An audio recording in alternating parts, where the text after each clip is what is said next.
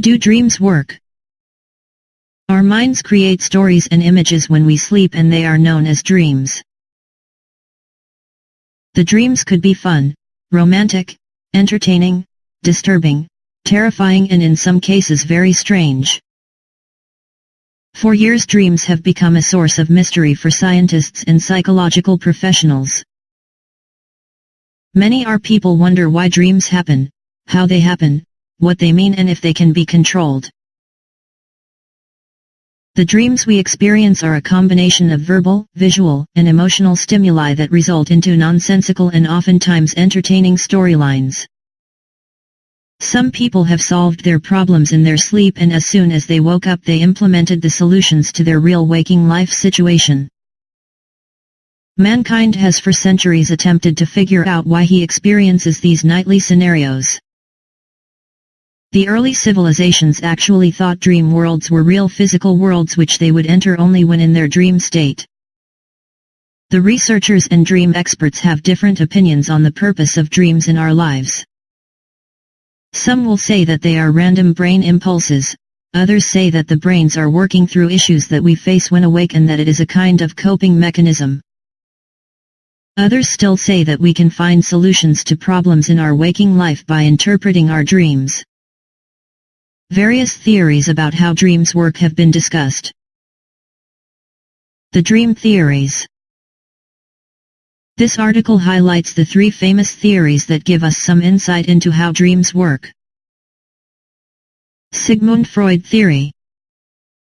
Freud's theory leans more on a psychological explanation about dreams. The theory is based on repressed longing or desires that we feel but never express during our waking state. According to Freud, dreams are a way for the unconscious mind to act out those desires and thoughts. This makes his theory about dreams more focused on sexual desires and symbolism. A good example is that anything cylindrical symbolizes a penis while any enclosed opening represents a vagina. Freud's theory is understandable since he lived during the sexually repressed Victorian era, which is why his theory focused on the sexual direction. But it became clear with time that not all dreams are sexual, and the theory was dismissed in some cases even by Freud himself. Carl Jung's theory. Carl Jung, who was a student under Freud, also came up with his own theory which greatly differed from Freud's. Carl agreed with Freud's psychological origin of dreams, but instead of saying that our dreams were a result of our repressed desires, he stated that dreams enabled us to reflect on our waking lives and solve the issues we face. Alan Hobson Robert McCarley theory.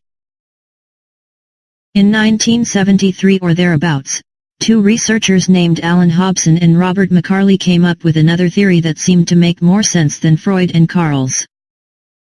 After great research on the brain during sleep, they established that random electrical brain impulses were responsible for forming imagery from parts of the experience that have been stored in the brain memory. They stated that the images hardly form the stories that we remember as dreams. Instead, the waking mind, in an effort to make sense of the imagery, it creates the story even without the dreamer realizing, because, in the end, the brain wants to make sense of what it has experienced. This theory was then called the activation synthesis hypothesis and caused quite a controversy within the dream experts' circles.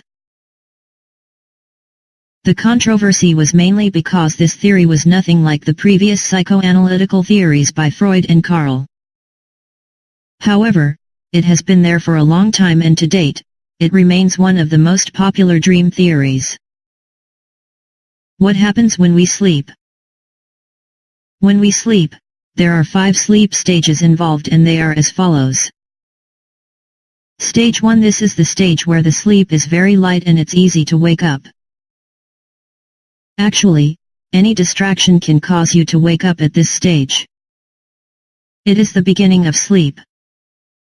Stage 2. At this stage, the sleeper experiences a slightly deeper sleep, and even the brain activity, in this case, is slowly slowing down. Unless the distraction is really loud, the sleeper can sleep through it. Stage 3 and 4. This is the stage where the sleep is at its deepest.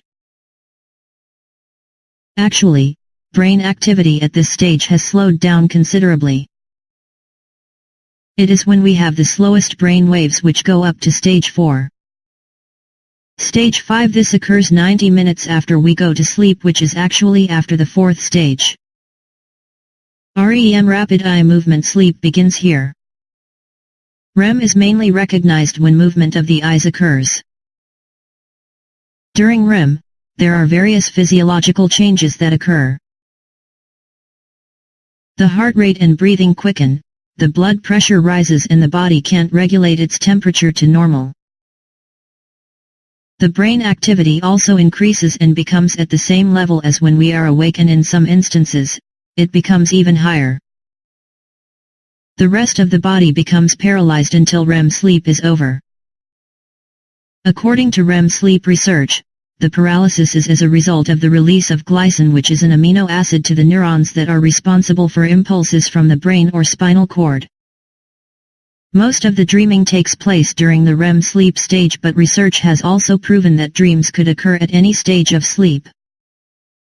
Though the dreams that occur at the non-REM stages don't have the same intensity as the REM dreams. The paralysis during REM sleep is actually nature's way of ensuring that we don't act out our dreams. If, for example, someone dreams of flying, then they shouldn't do it lest they end up on the floor. It has also been proven that throughout the night we go through the 5 stages of sleep several times. In every cycle, there is actually more REM sleep and less deep sleep. Dreams could occur as any of the above theories have described. The fact remains that they happen during sleep, and when we remember them we always try to make sense of them by looking for interpretations. In most cases, these interpretations also help us to make sense of our waking lives and find solutions to issues. Generally, that is how dreams work.